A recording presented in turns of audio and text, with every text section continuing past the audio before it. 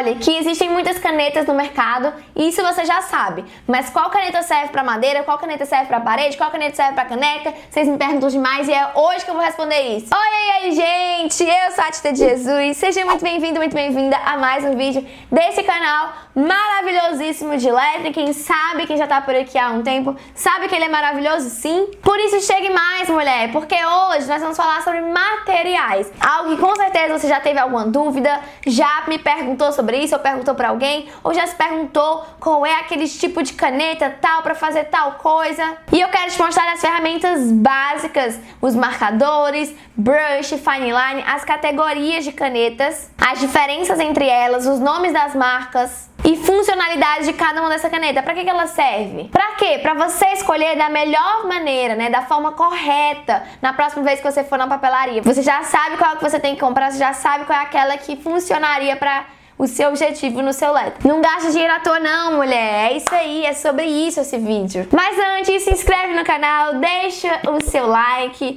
ativa o sininho de notificação para não perder nenhum vídeo. Tá saindo 3 vídeos por semana. Se eu esquecer alguma marca, alguma caneta, me ajuda colocando aí nos comentários. Vai comentando também sobre cada categoria, se você já conhecia ou não. Vai colocando uma listinha, sabe? Tipo, categoria 1, não sabia desse. Categoria 2, conhecia aquela marca, não conhecia aquela outra. E por aí vai. E clica no primeiro link da descrição se você quiser adquirir uma apostila maravilhosa, né? Pra você dominar os fundamentos, os princípios básicos, os princípios que são necessários para você criar qualquer tipo de lettering. Eu acredito muito que se você domina tudo aquilo que tem dentro dessa apostila, do básico funciona, todos os exercícios de lá de dentro, todas as teorias, todas as técnicas, você consegue fazer e reproduzir essas técnicas, seja qual for a superfície. Tecido, parede, madeira, caneca, qualquer um dessas superfícies você consegue se você dominar o básico, né, o fundamento. Você pode ter agora mesmo clicando no primeiro link da descrição. Mas vamos lá pro vídeo sobre canetas, sobre ferramentas para lettering. Olha, tô olhando aqui já, na verdade, a ferramenta que eu diria pra você investir, que se eu pudesse voltar lá atrás pra me dizer, Tita, investe nessa caneta aqui, investe nesse material aqui, tá lá no final. Então fica comigo até o final e simbora. Gente, a primeira categoria é a categoria dos básicos. Por quê? Eu não posso deixar de falar deles. São os nossos melhores amigos. São aquelas ferramentas que em todo e qualquer lettering eu vou precisar deles. Pra quê? Pra fazer um rascunho muito bom. Pra fazer um lettering planejado. Pra ter um lettering com referência. Pra pensar nos grids. Pra não fazer na doida. Que são quais? Papel, lápis ou lapiseira, borracha e régua. Tá? Papel, tamanho A4, tamanho A5, certo? Dependendo aí do que você mais gosta. Ou cadernos para você não perder o seu papel. De gramatura o quê? De 120 para cima, certo? O que muda, Tita, esse negócio do papel? Muda, gente, a ferramenta que você está utilizando. Se você vai fazer somente de lápis, se você vai utilizar somente para o seu rascunho, para treinos, tudo bem aquela folha sulfite normal. Mas se você vai utilizar uma caneta à base de água, se você vai utilizar aquarela, se você vai utilizar tintas a óleo, se você vai utilizar coisas que podem passar para o outro lado, é melhor um papel mais resistente. Por isso que eu indico de 120 de gramatura para cima, né? Já no lápis, eu sempre te indico utilizar lápis ou canetas ou lapiseiras confortáveis, certo? Confortável, não tão forte, não tão duro, sabe? Não tão escuro, na verdade, para não marcar o seu papel, para não marcar o seu rascunho, para não ser difícil de sair, mas também não tão sutil, porque aquelas pontas muito fininhas, pelo menos eu não gosto. Eu acho que não fica confortável para fazer traços peludos, para ir construindo, sabe? Para ir fazendo traços tortinhos mesmo, para ir construindo eu não gosto. Então, o meio termo ali, certo? Confortável para você. Eu indico se for lápis HB ou 2B e se for lapiseira, eu gosto da 0.9. Borracha, também indico borrachas Faber-Castell ou qualquer marca. A lapiseira também Faber-Castell, tá? Borracha da Faber-Castell, que tem escrito soft. Soft em inglês significa macia, então ela é macia para você apagar. Ela é fácil, sabe? Ela não esfarela tanto, ela não solta farelos. Eu gosto muito dessa borracha por conta disso. Também existem outros tipos de borracha que podem te auxiliar aqui, certo? Mas Filtro básico seria somente esse tipo de borracha, mas você pode sim utilizar, por exemplo, limpa-tipos, que são aquelas borrachas que parecem umas massinhas, né, que ela vai limpar de um jeito mais sutil, vai tirar o grafite de um jeito mais sutil. E borrachas canetas, que são para detalhes, são borrachas que tem um formato de caneta para você ir apagando detalhes mesmo. E régua grande, eu sempre indico régua grande, porque se você quiser fazer um lettering maior, ela super vai te ajudar. Segunda categoria, marcadores permanentes, tá? Eu trouxe aqui várias e várias canetas para vocês verem. Existem muitas e muitas marcas, pode ter certeza que eu não trouxe todas, mas eu trouxe as que eu tenho, as que eu gosto, que são Posca, que é a base de água, caneta Pilot também, Molotov, que é uma caneta mais cara, mas que ela tem refil, por exemplo, Unipaint, que é uma caneta à base de óleo, à base de solvente, e a Bic Mark, uma caneta que também vai com tudo. E aí, gente, você tem que ver a base que essa caneta foi construída, né? Ela foi criada. Tem umas à base de água, então elas vão sair com água? Vão sair com água, vão sair com atrito. Já as bases solvente, elas são mais difíceis de sair, né? Elas são mais duráveis. Dependendo aí da superfície, gente, tem verniz para deixar a arte por mais tempo, tem algumas técnicas para deixar a arte por mais tempo, tá? Todas elas têm tamanhos bem diferentes, todas as marcas. Vocês estão vendo aí que, por exemplo, na Posca existe um tamanho bem mais fino e um bem maior para poder fazer, por exemplo, paredes. Todas elas têm muitas cores, tá? Muitos tamanhos, muitas funções diferentes. Você tem que pesquisar com cada uma delas, mas vou colocar aqui, por exemplo, todas elas têm modo de uso também, certo? Posca, por exemplo, não, vamos do site oficial, né? Você pode procurar no site oficial também.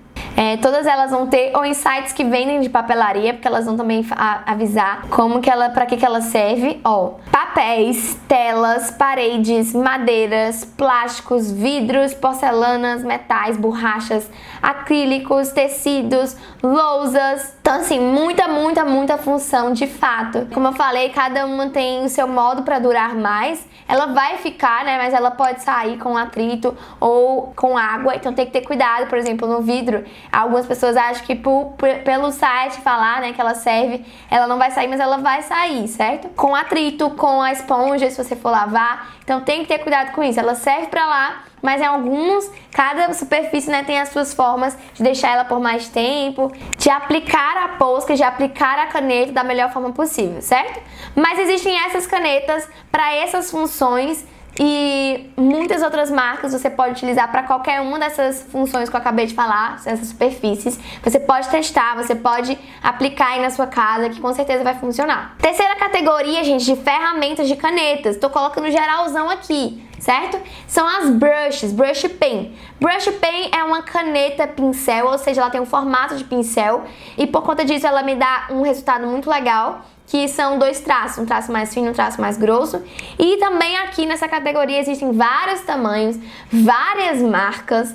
E o que você precisa saber é se você quer uma caneta mais firme, mais, sabe, quando você pega na pontinha, você pega não, né, mas quando você coloca no papel, a ponta ela é um pouco mais rígida, ela é mais fácil para quem tá iniciando, para quem ainda não sabe manusear bem essa caneta, fica mais fácil fazer esse contraste, tá?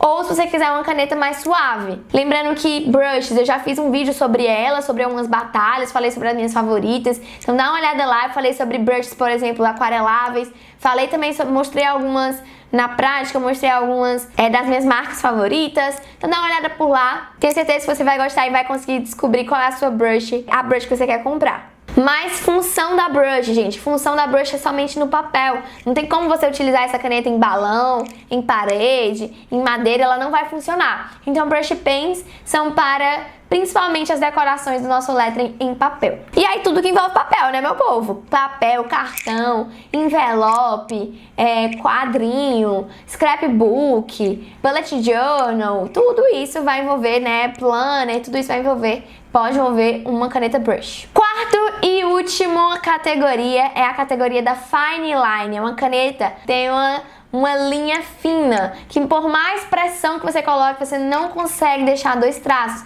Com uma brush, você só consegue me dar um tipo de traço. Com menos pressão, mais pressão, eu só consigo um tipo de traço. Como, por exemplo, a Bic Intensity, a Unipin, a Stabilo, elas fazem parte aqui dessa categoria. E elas têm também muitos tamanhos, muitas cores, apesar de ter um tamanho aí bem comum por conta da Stabilo, né, que era bem, pelo menos na minha escola, na minha época, quem tinha aquelas vários estojos, o estojo cheio das Stabilos, aquele estojão da Stabilo, era uma pessoa poderosa na sala, né? Sempre pedia emprestado. Apesar de ter isso, desse tamanho bem comum, existem muitos tamanhos, certo? 0.5, 0.4, 0.7, certo? Então dê uma olhada nisso também. E como escolher bem uma caneta fine line? Você sempre tem que olhar se ela passa pro outro lado, né? Canetas nankins tem uma tinta maior, então às vezes elas passam pro outro lado do papel se ele for muito fino. Então isso é interessante se você tá fazendo um lettering, se você tá fazendo um bullet journal, é legal de ver se ele passa. Também já fiz uma batalha de fine line, tá? Procura aqui nos nossos vídeos. Também se ele é bem pigmentado, eu gosto de canetas pretinhas, pretinho básico, que ele pigmente, que ele seja uma caneta que fique lá um bom preto, sabe? Que eu não preciso passar várias camadas. Então é por isso que eu gosto bastante da Unipin, por exemplo, porque ela é bem pigmentada. Outra coisa que você pode ver é se ela mancha quando você passa a mão sem querer, ou se você precisa esperar ela secar. Sabe quando você passa a mão sem querer? E se ela aparece por cima de canetas, né? Às vezes você quer fazer um detalhe ali em cima da caneta com uma fonte mais fina, então é legal ver se essa caneta ela vai servir para isso. Esse tipo de caneta também não é um tipo de caneta que você vai utilizar em tecidos, capinhas de celular, em paredes, em madeira. Não é esse tipo de caneta que você vai utilizar. Por quê? Primeiro porque ela é muito fina. Você vai gastar bastante tinta para criar isso. Segundo que ela não vai servir para isso, né? A ponta dela é uma ponta mais rígida, enquanto as marcadoras permanentes já são pontas porosas, né? Pontas com feltro. Então é diferente. Porque elas servem, né? Porque cada uma serve pra uma coisa. Mas eu investiria aqui. Se eu pudesse voltar lá atrás, eu falaria pra mim mesma: Tita, investe numa boa fine line. Numa caneta Unipin, por exemplo. Numa caneta nanquim de vários tamanhos. Por quê?